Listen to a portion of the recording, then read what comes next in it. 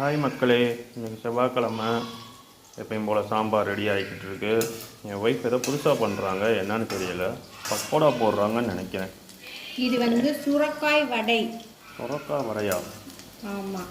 இது எப்படி பண்ணுறது? சுரக்காய் இருக்குல்ல, அதை வந்து குட்டி குட்டியாக கட் பண்ணிக்கணும். உங்களுக்கு இதில் பார்த்தா தெரியும்னு நினைக்கிறேன். குட்டி குட்டியாக கட் பண்ணிவிட்டு கடல மாவு, அரிசி மாவு, உப்பு, பெருங்காயத்தூள், மிளகாய்த்தூள் எல்லாம் போட்டு லேசாக தண்ணி தெளிக்கணும். இது வந்து தண்ணி காயின்றனால டக்குன்னு தண்ணி விட்டுரும். அது லேசாக தண்ணி தெளித்து அப்படியே குட்டி குட்டியாக வடையை இது மாதிரி பக்கோடா மாதிரி போடலாம். இல்லாட்டினா இது மாதிரி கொஞ்சம் பெருசாக வடையாகவும் தட்டி போடலாம். செம்மையாக இருக்கும். ட்ரை பண்ணி பாருங்கள். ஆனால் செஞ்சு உடனே போட்டுடணும்.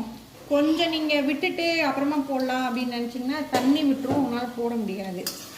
அதனால் செஞ்சு உடனே அப்படியே சுட்டு எடுத்துடணும். நல்லாயிருக்கும். சுரக்காய் சாப்பிடாதவங்க கூட இதை கண்டிப்பாக சாப்பிடுவாங்க. ட்ரை பண்ணி பாருங்கள்.